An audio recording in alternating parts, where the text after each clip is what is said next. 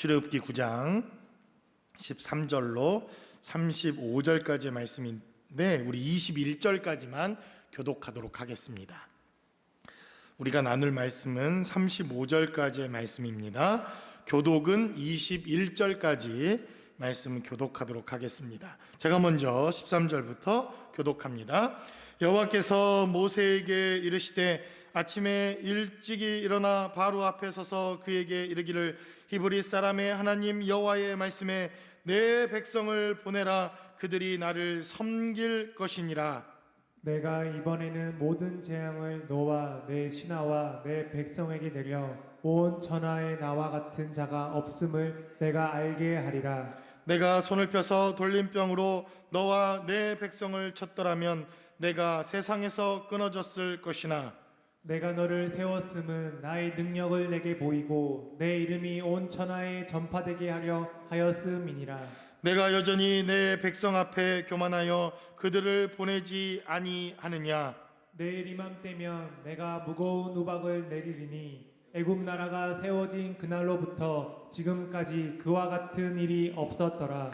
이제 사람을 보내어 내 가축과 내 들에 있는 것을 다 모으라. 사람이나 짐승이나 무릇 들에 있어서 집에 돌아오지 않는 것들에게는 우박이 그 위에 내리리니 그것들이 죽으리라 하셨다 하라 하시니라. 바로의 신하 중에 여호와의 말씀을 두려워하는 자들은 그 종들과 가축을 집으로 피하여 들였으나 21절 같이 합독합니다. 여호와의 말씀을 마음에 두지 아니하는 사람은 그의 종들과 가축을 들에 그대로 두었더라. 아멘. 1945년 8월 6일 일본의 히로시마라고 하는 이러한 도시에 인류 최초이자 아직까지는 마지막인 원자폭탄이 투하가 됩니다. 그러기에 앞서 일본 상공 전역에 경고문이 뿌려졌을 뿐만 아니라 심지어 8월 6일 경고했던 그날 아침 미국은 7대의 비행기를 보내어 폭탄이 투하되기 이전 마지막 경고에 대한 메시지를 전했음에도 불구하고 그 경고의 메시지를 그렇게 귀담아 들었던 사람들이 많지 않았다고 전해집니다.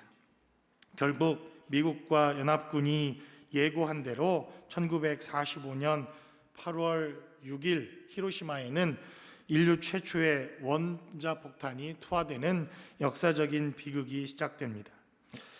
사실 지금의 원자폭탄의 100분의 1 정도의 파괴력밖에 되어지지 않는 이 리틀 보이라고 명명되어졌던 이 원자폭탄이 투하됐음에도 불구하고 10만 명 이상이 1분 이내에 사망하는 엄청난 재앙이 시작됩니다. 도시의 80% 이상이 파괴되어졌을 뿐만 아니라 살아있었던 동식물 그리고 살아있었던 사람들 가운데서도 열흘 안에 한 달 안에 무려 10만 명 이상이 더 사상자가 발생하고 원폭의 피해자가 50만 명 이상으로 알려진 인류 최악의 사태가 발생하는 것을 보게 됩니다. 물론 이 원자폭탄의 아이디어가 몇몇 신학자들과 몇몇 목사님들은 그렇게 주장합니다.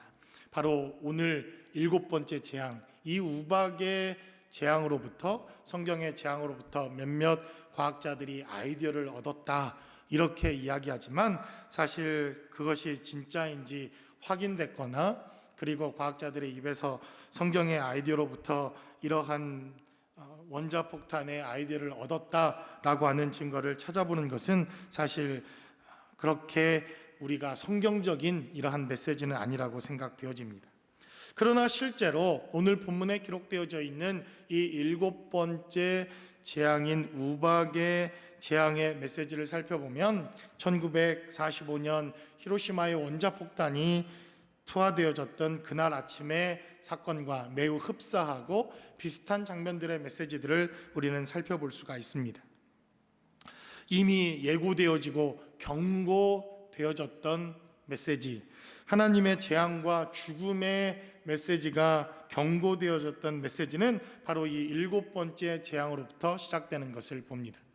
우리가 지난 시간 나누어 보았던 6번째 재앙이었던 악성 종기의 재앙까지 하나님은 바로에게 경고하시고 하나님께서 이 재앙을 내릴 것이라고 하는 이러한 메시지를 경고의 메시지로 주셨지만 7번째 재앙은 특별히 하나님께서 더 많은 경고의 메시지와 함께 시간을 주시고 사람들이 피할 수 있는 시간과 그리고 이 재앙에 대비할 수 있는 넉넉한 시간을 주셨다고 하는 것을 7번째 재앙은 강조해서 우리에게 증거하고 있습니다.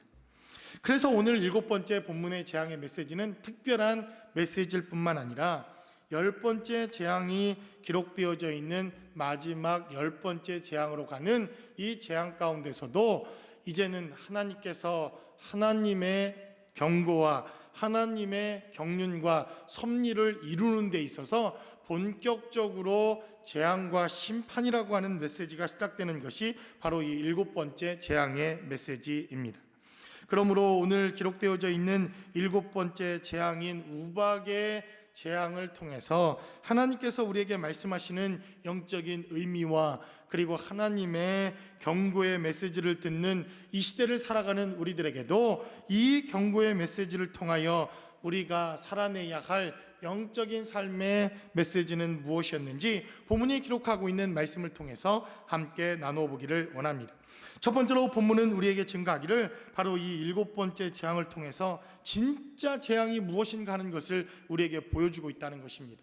바로 그것은 강팍한 마음에서부터 이미 우리의 재앙은 시작되었음을 성경은 강조해서 증거합니다.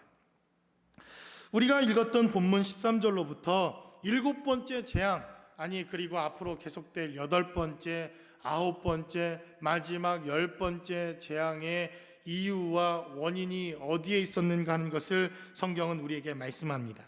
13절은 증거하기를 여호와께서 모세에게 이르시되 아침에 일찍 일어나 바로 앞에 서서 그에게 이르기를 히브리 사람의 하나님 여호와의 말씀에 내 백성을 보내라 그들이 나를 섬길 것이니라 라고 하나님께서 다시 한번 재차 경고하시고 하나님의 말씀을 증거하시는 것을 봅니다. 이미 바로는 백성을 보내겠다 약속하지 않았습니까? 재앙이 시작될 때마다, 재앙이 거듭될 때마다, 하나님의 경고의 메시지가 있었을 때마다 바로는 하나님과 약속했고 이스라엘 백성들을 내어 보내겠다고 하는 약속이 이미 바로에게 있었던 것을 봅니다.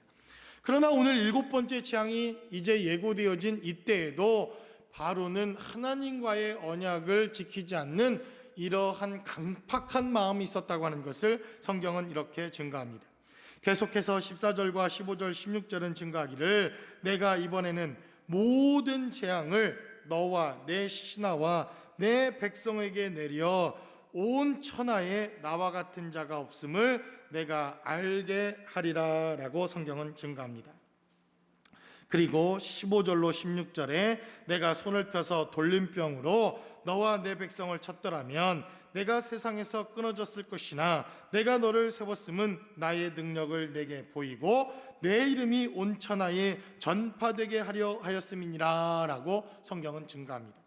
거듭되는 하나님의 경고와 거듭되는 하나님의 메시지에도 불구하고 17절에 기록된 대로 내가 여전히 내 백성 앞에 교만하였다 성경은 이렇게 증거합니다. 그래서 이 재앙의 원인과 진짜 재앙이 무엇인가 하는 것을 성경은 우리에게 보여주고 있는데 바로 물리적인 이러한 아픔과 물리적인 심판과 우리가 겪게 되어지는 이 고난의 시간에 앞서 하나님 앞에 교만한 우리의 마음에서부터 이미 재앙은 시작되었음을 성경은 우리에게 경고하고 있다는 것입니다. 그래서 17절에 기록된 대로 내가 여전히 내 백성 앞에 교만하여 그들을 보내지 아니하느냐라고 성경은 우리에게 말씀합니다.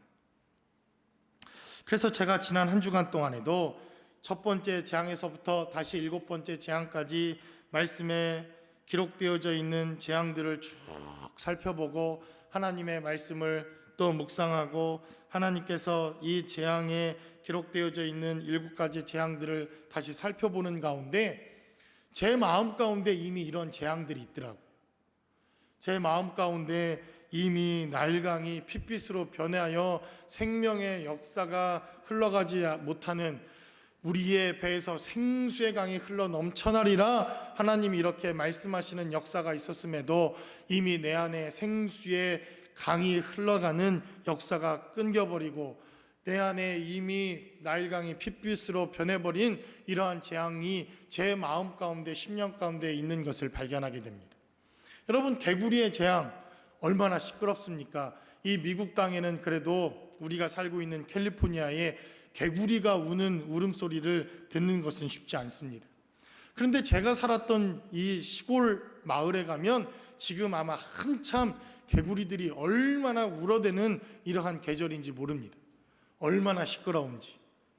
그런데 제 마음 가운데 이 개구리들이 울어대는데 제 마음이 속이 시끄럽다고 하는 것을 제가 발견했습니다. 개구리들이 울어대고 계속해서 시끄러운 소리들과 마음의 심란한 생각들이 제 마음 가운데 울려지자 하나님의 음성이 들려오지 않는 제 마음의 재앙이 이미 존재하고 있는 것을 보게 됩니다. 그래서 본문에 기록되어져 있는 이 재앙의 메시지들을 살펴보면 이미 강팍한 마음들이, 하나님을 마음에 두기 싫어하는 우리의 마음들이 재앙의 근원이요 시작이었다고 하는 것을 성경은 밝히 우리에게 증거하고 있다는 것입니다. 그래서 재앙과 환난과 고난과 고통을 통해 보여주고 있는 이러한 하나님의 재앙의 근본이 어디에서부터 시작되어지고 출발하고 있는가 하는 것을 우리는 이 재앙에 기록된 메시지를 통해서 살펴봐야 할 필요가 있다는 것입니다. 18절은 계속해서 우리에게 증가합니다. 내일 이맘때면 내가 무거운 우박을 내리리니 애굽 나라가 세워진 그날로부터 지금까지 그와 같은 일이 없을 것이다 라고 성경은 기록합니다. 하나님께서 재차 경고하시고 또 말씀하시고 또 재앙에 대한 메시지를 증거하셨음에도 불구하고 그 강팍했던 바로의 마음이 바뀌지 않습니다. 이것이 가장 커다란 재앙이라는 것입니다. 그래서 여러분, 이 재앙 가운데서도 우리가 희망과 소망을 발견하는 것이 필요합니다. 이미 코로나 재앙은 되돌릴 수 없는, 그리고 인간의 힘과 인간의 지혜와 인간의 능력으로는 아무것도 할 수 없다고 하는 것을 우리는 이미 지난 몇 개월 동안 이미 이 재앙의 시간들을 통해서 경험하고 있습니다. 그런데 진짜 재앙은 무엇입니까? 이 재앙 가운데서도 여전히 소망과 희망과 생명이 어디서부터 시작되는가 하는 것을 발견하지 못한 우리의 마음입니다. 하나님을 바라보는 것, 하나님의 말씀으로 돌아가는 것, 하나님께서 우리의 마음을 낮추셔서 오직 주님을 바라보는 것, 이것이 이 시대에 우리에게 필요한 하나님의 은혜와 생명이라고 하는 것을 우리가 이 말씀을 통해서 경험해야 할 필요가 있다는 것입니다.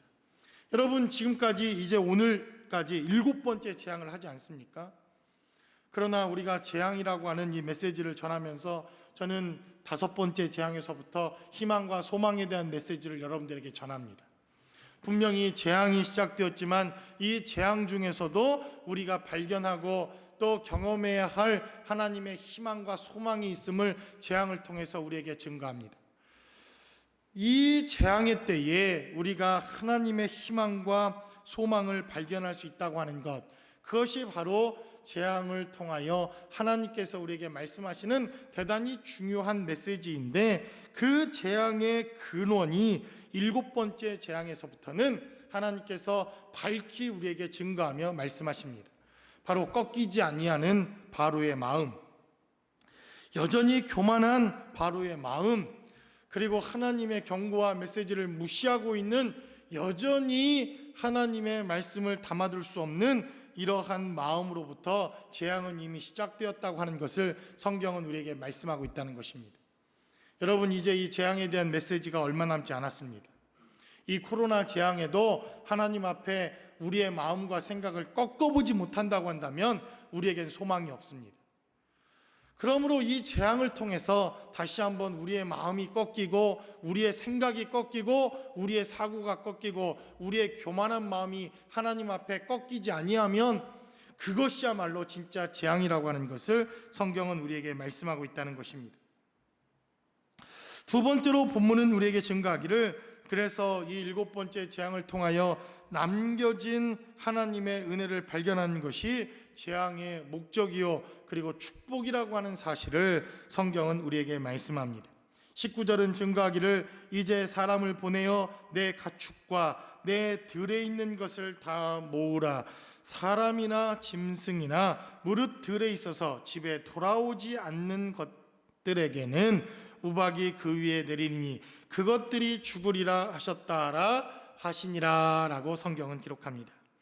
여러분, 여섯 번째 재앙과 일곱 번째 재앙 그리고 다섯 번째 재앙은 대단히 밀접한 연관성을 가지고 있습니다. 우리가 다섯 번째 재앙을 통해서 가축이 죽어나가는 재앙의 역사를 보았습니다.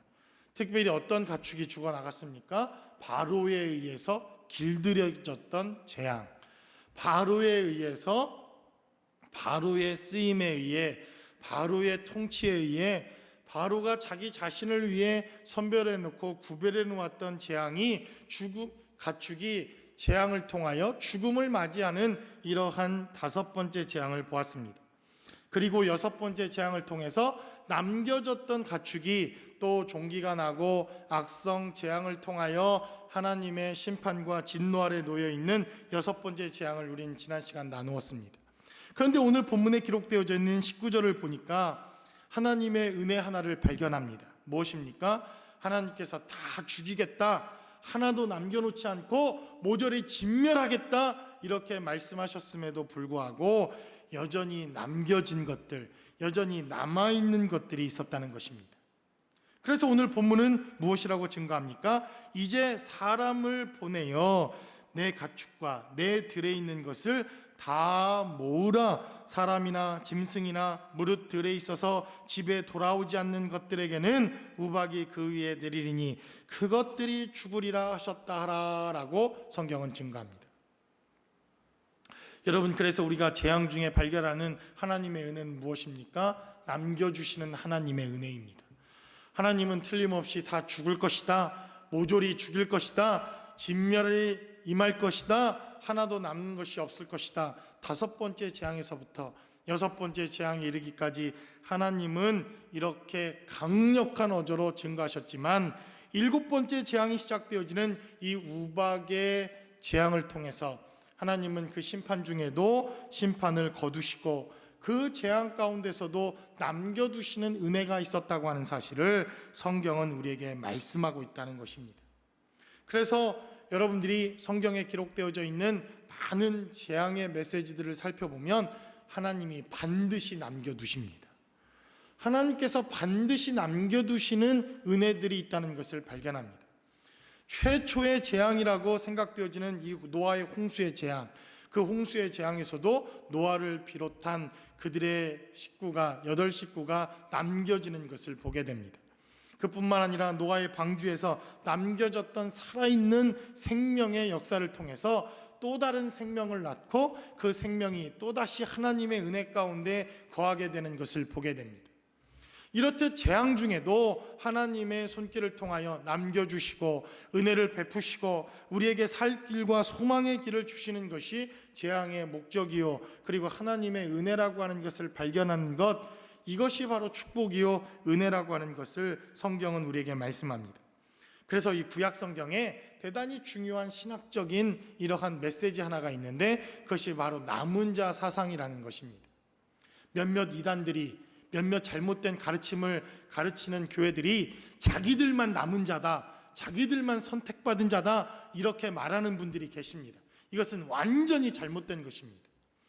여러분, 그러나 하나님께서 이 시대에 남겨두신 자들이 있습니다.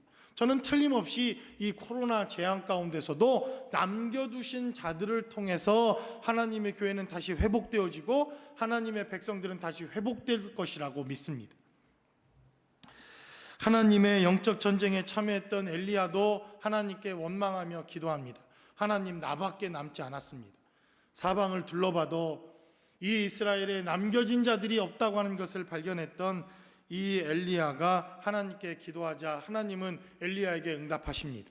무릎 꿇지 않은 7,000명의 사람을 남겨두었다라고 성경은 그렇게 증가합니다. 또 우리가 잘 아는 것처럼 이사야라고 하는 선지자를 통하여 하나님은 어떻게 경고하십니까?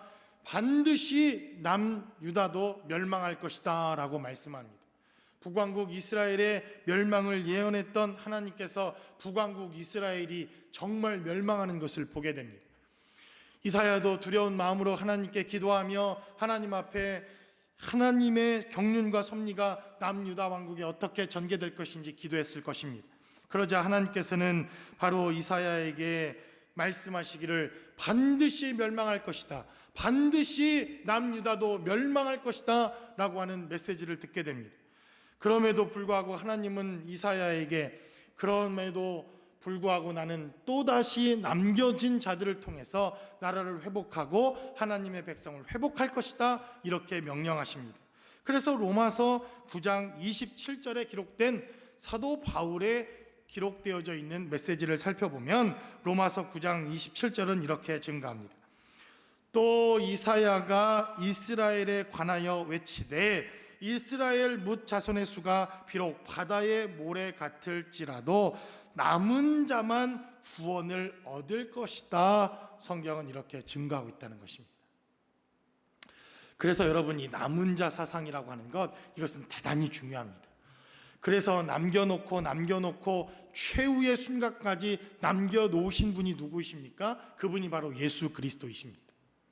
그래서 이 남은 자 사상이라고 하는 것, 남겨진 자라고 하는 것은 바로 예수 그리스도를 지칭하는 것인데, 하나님께서 사도 바울을 통해서 교회 시대에도 남겨진 자들을 통하여 하나님의 교회를 세우시고 하나님의 교회를 일으키시고 하나님의 나라를 계속해서 세워 가실 것이라고 하는 언약의 메시지를 이어가십니다. 그래서 로마서가 기록되어졌을 당시 하나님의 교회가 엄청난 재앙과 고난과 고통 속에서 신음하고 있었던 바로 그때에 하나님은 남겨두시는 은혜와 남겨두실 자들에 대한 메시지와 남겨진 자들에 대한 약속의 메시지를 통해서 다시 회복의 메시지를 선언하시고 선포하시는 것을 보게 되어지는데, 그것이 바로 이 출애굽기 7번째 재앙을 통해서 하나님이 주시는 은혜였다고 하는 사실을 본문은 우리에게 증거합니다. 그래서 31절에 기록된 메시지로부터 34절까지의 메시지를 우리가 살펴봐야 할 필요가 있습니다. 31절은 증거하기를 그때에 보리는 이삭이 나왔고 삼은 꽃이 피었으므로 삼과 보리가 상하였으나, 그러나 성경은 증거합니다. 밀과 쌀보리는 자라지 아니한 고로 상하지 아니하였더라라고 성경은 말합니다. 이 우박의 재앙을 통해서 살아있었던 모든 짐승과 들에 있었던 모든 짐승들이 죽임을 당하게 됩니다. 심지어 사람들도 죽임을 당하게 됩니다. 그게 있었던 모든 열매들도 이 우박으로부터 완전히 꺾임을 당하게 되고, 심지어 밭의 모든 채소들과 나무도 꺾이게 되어지는 역사가 있습니다. 25절에 증거된 메시지를 증거하기를 우박이 애굽 온 땅에서 사람과 짐승을 막론하고 밭에 있는 모든 것을 쳤으며 우박이 또 밭의 모든 채소를 치고 들의 모든 나무를 꺾었다라고 성경은 말합니다. 남겨진 것이 하나도 없을 만큼 이 우박의 재앙은 최후의 하나님의 경륜과 섭리 속에서 심판과 징계가 이르는 이러한 메시지였음에도 불구하고 31절로부터 33절까지 하나님은 남겨두신 것들에 대한 은혜와 축복의 메시지를 증거하고 있음을 성경은 우리에게 증거하고 있다는 것입니다. 그래서 여러분, 이 시대에, 이 코로나 바이러스 시대에 우리가 기억해야 할 것이 있습니다. 하나님이 분명히 이 재앙의 시대에 남겨두실 교회와 남겨두시는 하나님의 사람과 남겨두신 하나님의 백성들이 분명히 이 땅에 다시 존재해서 하나님의 나라를 세워갈 것입니다. 이것이 하나님의 약속이요 하나님의 은혜라고 하는 사실을 우리는 기억해야 합니다. 재앙이 꼭 나쁜 것만은 아닌 것은 하나님께서 이렇게 구별해 놓으신 남겨진 자들을 찾으시고 그들을 부르시는 시대라고 하는 사실을 바로 성경이 증거하고 있기에, 남겨진 자들을 통해서 베푸시는 은혜가 무엇인가, 그리고 우리에게 주신 사명이 무엇인가 하는 것을 깨닫는 것, 이것은 대단히 시대에 우리가 말씀을 통하여 경험해야 할 중요한 메시지라고 하는 것을 성경은 우리에게 말씀합니다. 그러므로 여러분들을 남겨두시고 또 우리를 통하여 부르시고 여전히 역사하시는 하나님의 은혜를 통해서 하나님의 축복과 은혜가 흘러 넘쳐가실 수 있기를 주님의 이름으로 간절히 축원합니다. 마지막으로 본문은 우리에게 증거하기를 이제 이 우박의 재앙은 하나님의 영적 전쟁의 결말이 무엇인가 하는 것을 보여주는 본격적인 재앙이 7번째 재앙인 바로 이 우박의 재앙으로부터 시작됩니다. 그래서 이 우박의 재앙으로부터 이제 8번째 메뚜기의 재앙, 흑암의 재앙, 10번째 장자의 죽음에 이르는 재앙까지는 파괴적이고 말씀에 불순종하면 죽음을 맞이하게 되고 심판을 경험케 되어지는 이러한 더 무서운 재앙들이 시작되어지는 재앙입니다. 그래서 바로 이 7번째 재앙 우박의 재앙이 성경에 등장할 때마다 하나님께서 보여주는 영적 전쟁의 절정에 해당되어지는 전쟁의 양상과 모습들이 성경에 자주 등장하는 것을 봅니다. 그래서 바로 여호수아서 10장에 기록된 메시지를 살펴봅니다. 여호수아서 10장 8절로 11절까지 기록된 메시지입니다. 여러분들이 여호수아서 10장에 기록된 메시지를 살펴보면 가나안 전쟁에서 특별히 여호수아가 이제 기브온이라고 하는 이러한 민족과 전쟁을 치르게 됩니다. 여러분들이 잘 아시는 것처럼 무려 31명의 왕들과 전쟁을 해야 되는 상황입니다. 31명이나 되는 왕들과 전쟁을 해야 되는 바로 그 전쟁 속에서 여호수아는 매일매일 전쟁을 치릅니다. 그리고 이제 하나님께서 극적인 전쟁의 결말을 통해서 가나안 영적 전쟁의 절정의 영적 전쟁을 치르시는 전쟁이 바로 이 기브온 전쟁입니다. 그래서 이 10장 8절에 기록된 대로 그때의 여호와께서 여호수아에게 이르시되 그들을 두려워하지 말라. 내가 그들을 내 손에 넘겨 주었으니 그들 중에서 한 사람도 너를 당할 자 없으리라 하신지라 라고 성경은 기록합니다. 여러분, 여호수아서 1장에 기록된 메시지를 살펴보면 하나님께서 여호수아에게 반복해서 두려워하지 말라 이렇게 명령하시는 것을 봅니다. 그리고 참으로 오래간만에 다시 여호수아에게 나타나서 두려워하지 말라 이렇게 명령하십니다. 왜 다시 두려워하지 말라고 명령하십니까? 여호수아에게도 두려움이 있었기 때문에 그렇다는 것입니다. 여호수아도 지금까지 전쟁을 치르고 또 치르며 이 전쟁에서 승리합니다. 그런데 하나님께서 나타나셨던 이 기브온 전쟁을 살펴보니까 여호수아에게도 두려움이 생기기 시작합니다. 강대한 부족 국가였던 기브온 뿐만 아니라 5개의 연합국가가 연합하여 쳐들어옵니다. 그리고 더 연합하여 많은 부족 국가들이 10개 이상의 연합국가들이 이 여호수아의 전쟁, 기브온 전쟁에 참여하게 됩니다. 한 부족 국가도 한 나라도 전쟁에 이기는 것이 버거웠던 여호수아와 이스라엘 백성인데 10개의 부족 국가가 연합하여 쳐들어오니 여러분, 아무리 여호수아라도 어렵고 두렵고 떨리는 마음이 없었겠습니까? 그러니까 하나님이 또 나타나셔서 두려워하지 말라 이렇게 말씀하시고 명령하시는 것을 보게 됩니다. 그리고 하나님께서 이 전쟁에 어떻게 승리케 하십니까? 우박을 내리셔서, 엄청난 우박을 내리셔서 이 전쟁에 승리케 하시는 전쟁이 바로 이 기브온 전쟁이었고, 이 전쟁을 필두로 이제 이스라엘의 가나안 전쟁을 막을 내리게 되는 전쟁이 바로 이 기브온 전쟁입니다. 그러니까 하나하나 한 부족국가 31개의 국가를 상대해서 전쟁을 치르려면 언제 전쟁이 끝날지 도무지 이해할 수도 도무지 예측할 수도 없었던 가나안 전쟁에서 한 번의 전쟁을 끝내버리는 전쟁이 기브온 전쟁이었는데, 그 방법이 우박을 통하여 하나님께서 전쟁을 승리케 하시는 전쟁이 바로 여호수아 10장에 등장한다는 것입니다. 그래서 이 우박의 사건, 이 우박의 전쟁은 하나님께서 승리케 하시며 마지막 영적 전쟁이 임박했음을 증거하시는 전쟁에 자주 등장할 뿐만 아니라 하나님께서 전쟁의 승리의 메시지를 주시는 전쟁 가운데 이 우박이 사용되는 것을 봅니다. 여러분들이 요한계시록 16장에 기록된 메시지를 또 한번 살펴보시기 바랍니다. 요한계시록 16장, 우리가 요한계시록 16장은 개구리 재앙에서 이미 살펴보았던 재앙입니다.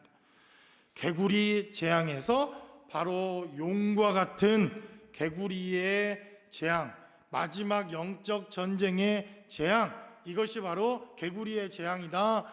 요한계시록이 동일하게 증거하고 있었던 메시지였는데, 요한계시록 16장 21절에 기록된 메시지를 살펴보면 성경은 이렇게 증가합니다. 또 무게가 한 달란트나 되는 큰 우박이 하늘로부터 사람들에게 내림에 사람들이 그 우박의 재앙 때문에 하나님을 비방하니 그 재앙이 심히 크미러라 라고 성경은 기록합니다.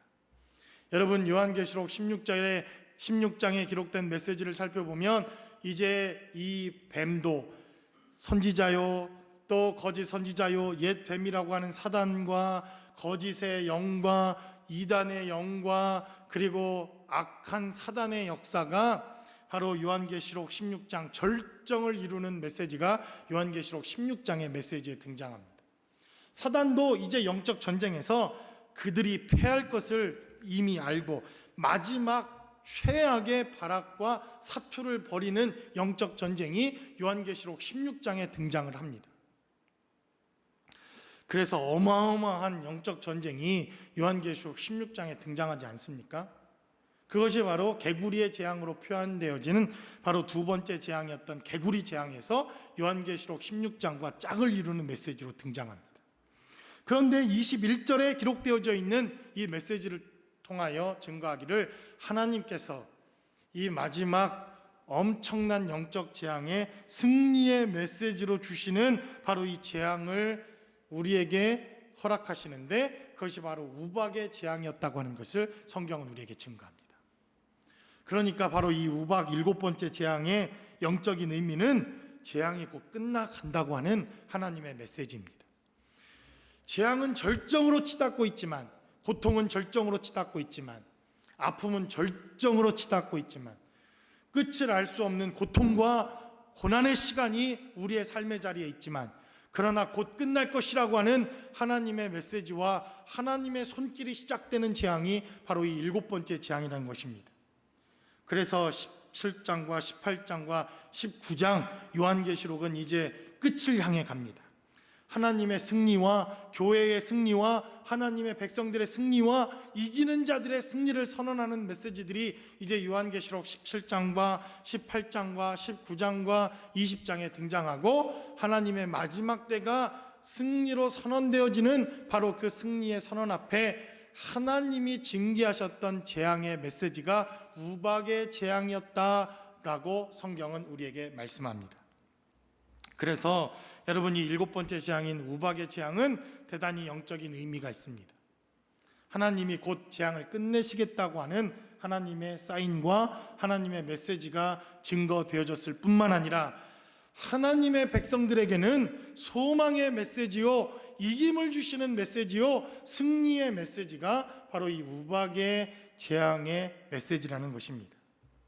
그래서 욥기에 기록되어져 있는 이 메시지가 참으로 의미가 있습니다. 욥기 38장 22절에 기록된 메시지를 살펴보겠습니다. 하나님께서 욥에게 등장하십니다.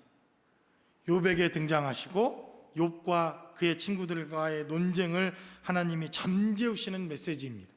그리고 욥기 38장 22절에 기록된 메시지를 살펴보면 하나님께서 욥에게 이렇게 말씀하십니다. 욥아, 내가 내 눈 곳간에 들어갔느냐, 우박 창고를 보았느냐라고 하나님 이렇게 말씀하십니다. 그리고 23절에 기록된 메시지를 살펴보니까 내가 환난 때와 전쟁과 격투의 날을 위하여 이것들을 저축하여 남겨두었다라고 성경은 기록합니다. 예전에 이 개역 성경을 보면 훨씬 더 의미가 훨씬 더 지금의 개역 개정보다 훨씬 더 의미 있게 번역해 놓은 것을 봅니다. 지금은 그냥 그렇게 기록되어져 있는데 개역 성경에는 이것들을 하나님이 저축해 놓았다 이렇게 표현했습니다. 그래서 욥기에 기록된 메시지를 살펴보니까 환난 때와 전쟁 때와 격투의 날을 위해서 하나님이 최후의 심판을 위해 준비해 놓은 것이 있는데 욥아 내가 그것이 무엇인지 보았냐? 그것이 바로 우박이다 이렇게 말합니다. 그러니 여러분 마지막 7번째 재앙인 이 우박의 재앙은 너무나도 의미가 있는 재앙입니다. 영적인 재앙일 뿐만 아니라 하나님께서 마지막 절정을 향해 가는 재앙이며 하나님의 승리와 하나님이 친히 준비하시고 승리의 메시지를 준비하시는 재앙이 7번째 재앙이라고 하는 것을 성경은 우리에게 말씀합니다. 그러므로 여러분 우리에게 있어서 이 재앙이 나쁜 것만은 꼭 아니라고 하는 것을 성경은 밝히 우리에게 증거합니다. 이 재앙을 통해서 누군가에게는 재앙이지만 누군가에게는 하나님의 승리요 하나님의 손길과 섭리의 메시지를 살펴보고 증거하며 경험하는 메시지가 바로 이 7번째 재앙이기 때문에 그렇습니다. 코로나 재앙이 언제 끝날지는 모릅니다. 그러나 여러분 이기십시오. 승리하십시오. 우리에게 7번째 재앙으로부터 시작되어지는 하나님의 승리와 하나님의 선포와 하나님의 메시지가 이 재앙 가운데서도 저는 반드시 남겨진 자들을 통해서 하나님의 메시지가 선포되어지고 있을 줄로 믿습니다. 그러므로 저와 여러분들이 이 재앙을 통해서 하나님의 승리와 하나님의 섭리와 하나님의 손길을 바라보실 수 있는 힘과 능력과 용기를 경험하실 수 있기를 주님의 이름으로 간절히 축원합니다. 이 재앙 가운데서도 승리를 주시는 하나님의 승리가 저와 여러분들과 여러분들의 가정과 여러분들의 자녀들 가운데 늘 함께 하실 수 있기를 주님의 이름으로 간절히 축원합니다.